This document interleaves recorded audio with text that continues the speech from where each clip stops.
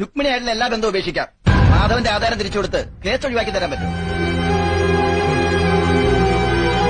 അങ്ങനെയാണെങ്കിൽ മാധവൻ തയ്യാറാണ്.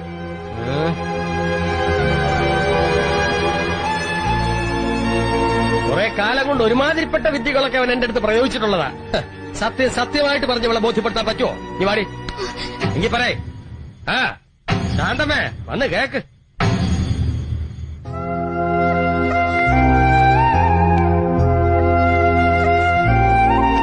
കോടതിയില് പിള്ളേച്ചനോട് മുട്ടാൻ വേണ്ട പണവും സ്വാധീനം ഇല്ലാതെ വന്നപ്പോ ഞാൻ കണ്ട ഒരു പോംവഴി നിന്നെ പ്രേമിച്ച് വസ്താക്കലായിരുന്നു.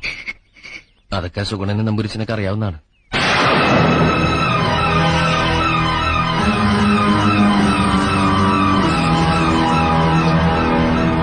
പറഞ്ഞതൊക്കെ സത്യ.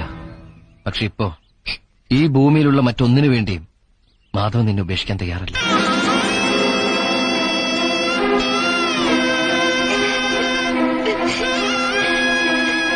ഇരുപത് കൊല്ലം നോക്കി വളർത്തിയിട്ടും ഈ മനസ്സൊന്ന് കാണാൻ നിങ്ങൾക്ക് പറ്റില്ലോ പിള്ളേച്ച.